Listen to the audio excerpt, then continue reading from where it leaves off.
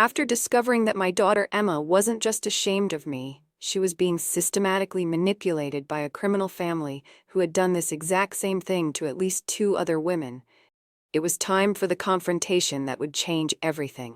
I had evidence. I had federal agents who'd been watching the Morrison family for months. And I had something they never expected. A mother who had absolutely nothing left to lose. If you're new here, hit subscribe right now because what happens next is going to be the most satisfying takedown you've ever witnessed. And if you think you know how this ends, trust me, you have no idea what's coming. Tell us in the comment section where you are watching from, and don't forget to turn on notifications and leave your honest review. Picture the most exclusive wedding venue in the city. The Grandview Estate, rolling hills, perfectly manicured gardens, and a ballroom that costs more per hour than I make in 6 months. This wasn't just a wedding. It was a production designed to impress every wealthy contact the Morrison family wanted to scam. I'm sitting in Jake's news van at 10 a.m., 3 hours before the ceremony, watching luxury cars pull up the circular driveway. BMWs, Mercedes, even a few Bentleys, each one carrying another potential victim for the Morrison family's schemes. But here's what none of those guests knew. Half the staff working this event weren't actually employees. They were FBI agents who'd been planning this operation for months, using Emma's wedding as the perfect opportunity to catch the Morrison family in the act. I'm doing my makeup in the van's rearview mirror, and I need you to understand something important. Emma had disinvited me because she was ashamed of how I looked. Ashamed of my working-class background. She thought I'd embarrass her in front of David's sophisticated family. So I made sure that when I walked into that venue, I looked like I belonged there more than any of them. I was wearing a navy blue designer dress that I'd found at an upscale consignment shop. Originally $3,000, I got it for $200. My hair was styled in an elegant updo by Maria, a client whose daughter I'd helped deliver 3 years ago. My makeup was done by a professional artist who owed me a favor after I'd stayed late to help her mother through a difficult recovery. You see, while Emma was trying to buy her way into acceptance with David's family, I was surrounded by a network of people who genuinely cared about me. People whose lives I'd touched over 3 decades of nursing. People who were ready to help me save my daughter, no questions asked. At 12:30 p.m., 30 minutes before the ceremony, I walked up that circular driveway like I owned the place. Jake and his camera crew were already inside, disguised as the wedding videography team. The FBI agents were positioned throughout the venue as waitstaff, security, and even a few fake guests. The first person to see me was Patricia Morrison, David's mother. She was standing in the main foyer, directing flower arrangements like a general commanding troops. When she spotted me walking through the front doors, her perfectly composed socialite mask slipped for just a moment. "Excuse me, I think there's been some mistake. This is a private event." I looked her directly in the eyes and smiled the kind of smile I'd perfected after dealing with difficult doctors for 30 years. Polite, professional, and absolutely immovable. No mistake at all. "I'm Margaret Chen, Emma's mother. I believe you know my daughter?" The color drained from Patricia's face so fast I thought she might faint. Behind her, I could see David Sr. approaching, his expression shifting from confusion to alarm as he realized who I was. "Mrs. Chen, I'm afraid there's been a misunderstanding. Emma specifically mentioned that you wouldn't be attending today." "Oh, there's been a misunderstanding, all right. But not the kind you think." That's when Emma appeared at the top of the grand staircase, resplendent in her wedding dress. And the look on her face when she saw me, standing there in that elegant dress, looking every bit as sophisticated as any of her precious new family, was a mixture of shock, horror, and something I hadn't seen in years. Respect. "Mom, what are you doing here? How did you even get in?" "I came to celebrate my daughter's wedding, of course. After all, what kind of mother would miss the most important day of her child's life?" By now, we'd attracted quite an audience. Wedding guests were gathering in the foyer, their conversations dying as they sensed the drama unfolding. Emma was practically running down the stairs, her face flushed with embarrassment and anger. "Mom, you need to leave. Right now. This is my wedding day. And I told you." You told me I didn't fit the image you wanted to project, that I wasn't good enough for your new family, that you were essentially orphaned and had finally found real love with the Morrisons. The entire foyer went silent. You could hear a pin drop as Emma's carefully constructed lies started crumbling around her. But I wasn't done. What you didn't tell me, Emma, was that you've been sharing detailed information about your clients with David's family. Information they've been using to run investment fraud schemes. That's enough. Security, please escort this woman out immediately. Actually, David, I don't think your security is going to be much help today. That was the signal.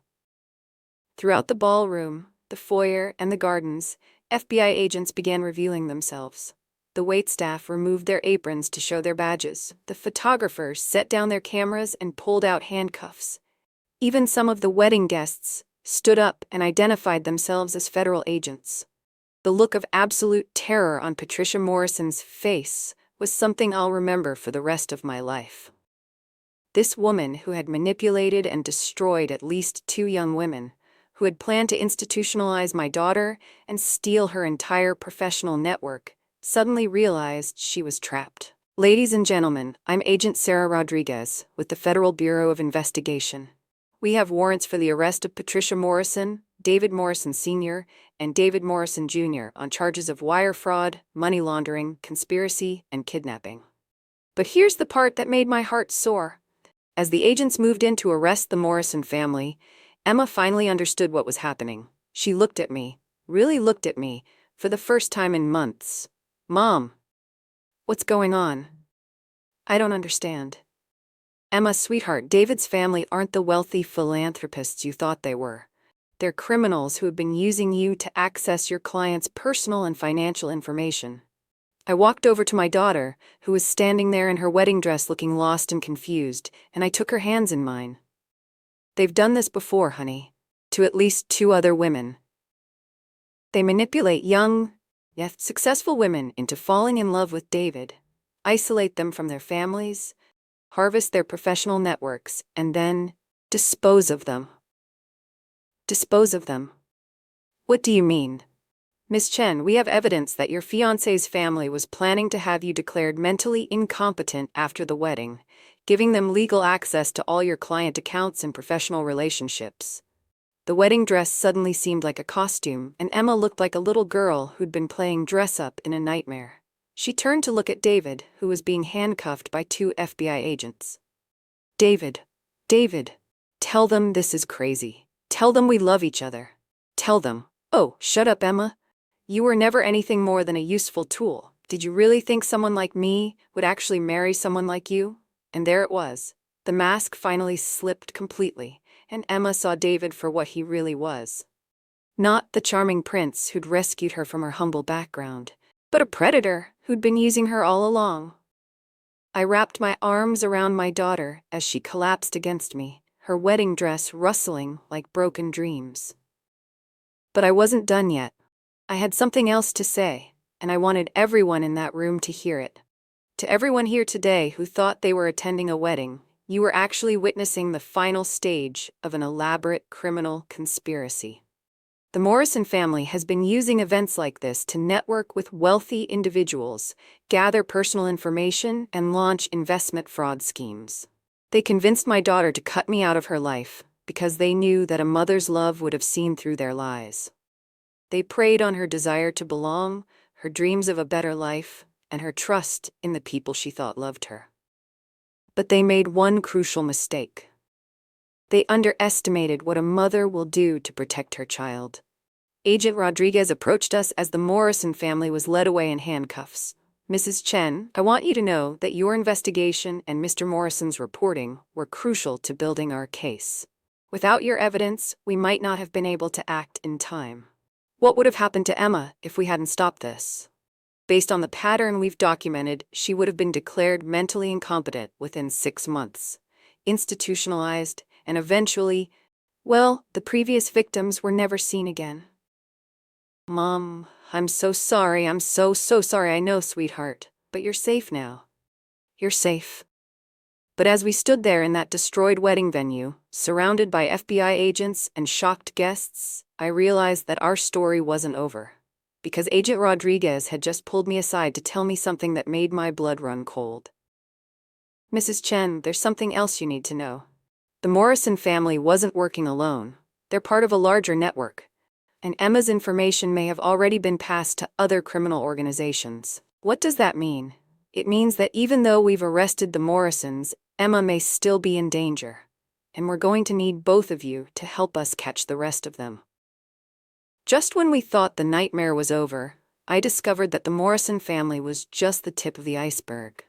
Emma's client information had already been sold to criminal networks across the country, and my daughter was now a target for retaliation. It's a Saturday morning in late fall, and Emma and I are sitting at that same table where I once counted mason jars full of wedding money. But now we're counting something very different: the startup funds for Emma's new marketing firm. The irony isn't lost on either of us.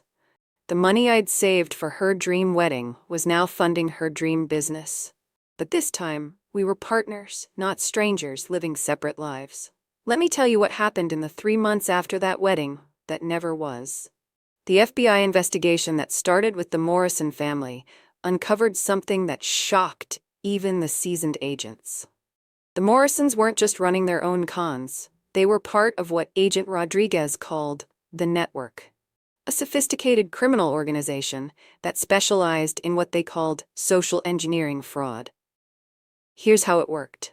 Families like the Morrisons would identify successful young women from middle-class backgrounds, women who had access to wealthy clients or valuable professional networks. They'd deploy their sons, charming sociopaths who'd been trained from childhood to manipulate and seduce, to create whirlwind romances. The goal wasn't just to steal money. It was to harvest entire professional networks, client lists, and social connections. Then, once they'd extracted everything valuable, they'd systematically destroy these women's lives, often having them declared mentally incompetent, or simply making them disappear entirely. Emma wasn't David's third victim, she was his seventh. 7 young women whose lives had been systematically destroyed by this network. Sarah Chen, the nurse from Portland I told you about earlier, they found her body in a psychiatric facility, officially ruled a suicide. Rebecca Martinez, the marketing executive from Denver, she'd escaped just days before we crashed the wedding, but 3 other women hadn't been so lucky. When Agent Rodriguez told us this, sitting in our kitchen just a week after the wedding, Emma looked at me with tears in her eyes and said something I'll never forget. "Mom, I was so ashamed of you, because I thought you represented everything I wanted to escape from. But you saved my life. You literally saved my life." That's when I realized that everything we'd been through, the rejection, the investigation, the dramatic confrontation, had served a purpose bigger than just saving Emma. We were going to help the FBI save other daughters, other families, other women who were being targeted by this network. The trial lasted 4 months. Emma and I testified not just against the Morrison family, but against network leaders in 6 different states. Emma's testimony was particularly crucial because she could detail exactly how they'd manipulated her, how they'd gathered information, and how they'd systematically isolated her from her support system. But here's what the media didn't report, what the headlines missed. Watching Emma on that witness stand, speaking with confidence and clarity about her experience, I saw the woman I'd always known she could become. Not the woman trying to escape her background, but the woman who'd grown strong because of it. The story went viral, of course. "Single mother saves daughter from criminal network" was trending on social media for weeks. I started getting interview requests from national news shows, podcasts, even documentary filmmakers. At first, I just wanted to disappear back into my quiet life as a night shift nurse. But then I started getting letters, hundreds of them, from other mothers who'd noticed changes in their daughters, who'd felt something was wrong but didn't know what to do about it. That's when I realized I had a platform and a responsibility to use it.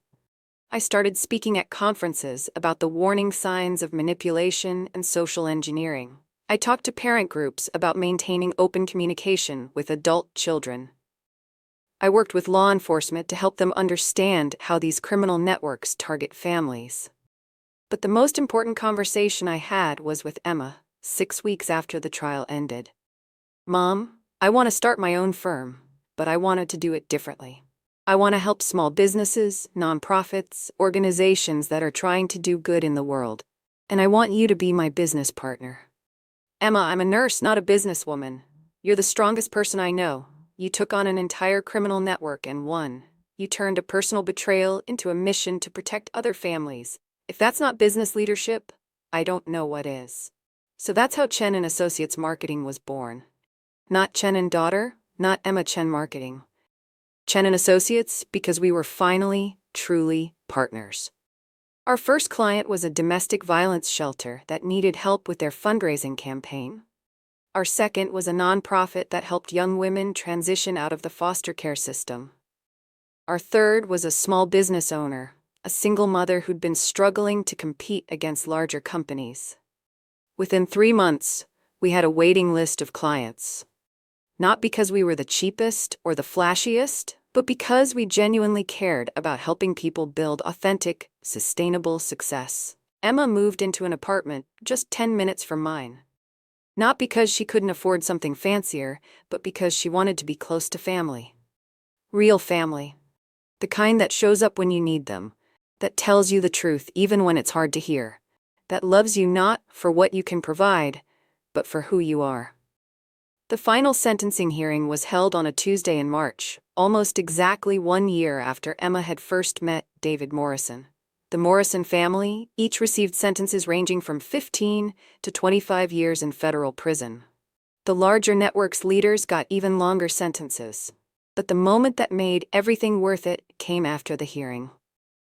As we were walking out of the courthouse, Emma turned to me and said something that made my heart soar.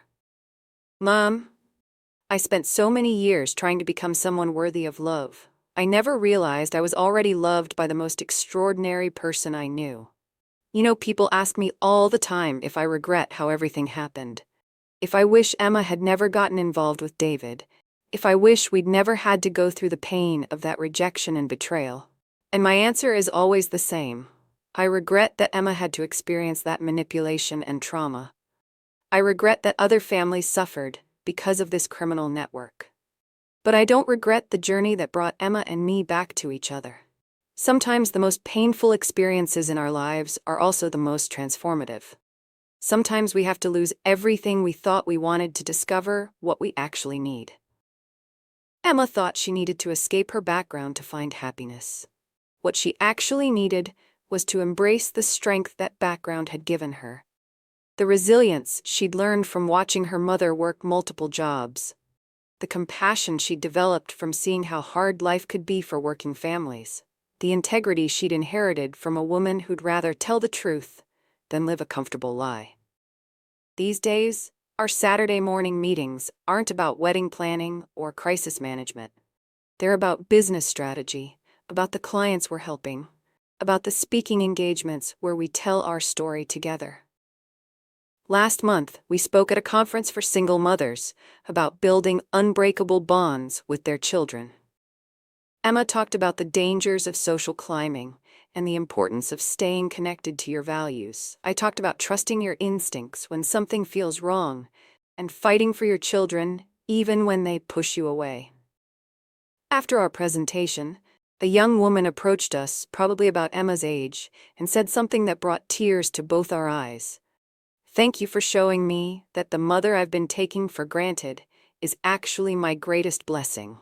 That's when Emma and I looked at each other and realized something profound. Our story wasn't just about exposing criminals or saving one family.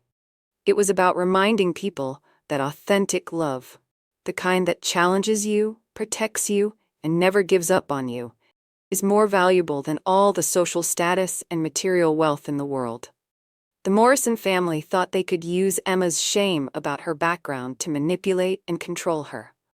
They thought they could turn her against the one person who would always fight for her. They thought they could profit from breaking the bond between a mother and daughter. They were wrong. Dead wrong. Because here's what they never understood.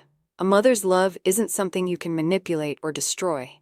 It's not dependent on social status or financial success or perfect behavior. It's unconditional, unbreakable, and when it's threatened, it becomes the most powerful force in the universe. Emma and I may have started this story as strangers living separate lives, but we ended it as partners, as best friends, and as proof that family bonds forged in genuine love can survive anything. If you've made it to the end of this story, I want you to know something. Whether you're a parent who's been rejected by an adult child, a young person who's lost touch with your family, or someone who's struggling with questions of belonging and authenticity, you're not alone. This story went viral, not because it was unique, but because it was universal. All of us have experienced moments when we've had to choose between authentic love and social acceptance. All of us have made mistakes in those moments, and all of us deserve the chance for redemption and reconnection. If this story has inspired you to reach out to a family member you've lost touch with, to trust your instincts about a relationship that feels wrong, or to choose authenticity over acceptance, then sharing our pain and triumph was worth it. Make sure you're subscribed to this channel, because Emma and I are going to keep sharing stories about resilience, family, and the power of truth. We're also going to be featuring other families who've overcome manipulation, fraud, and betrayal to find their way back to each other. In the comments below, tell us, has this story changed how you think about family relationships? Have you ever had to choose between fitting in and staying true to your values? We read every comment, and your stories inspire us to keep fighting for families everywhere. Remember, you are worthy of authentic love exactly as you are. You don't need to change yourself to deserve respect and acceptance. And if someone tries to convince you otherwise, trust the people who've loved you from the beginning. They might just be trying to save your life. Thank you for following our journey. This is Margaret Chen, reminding you that sometimes the most powerful thing you can do is refuse to disappear quietly.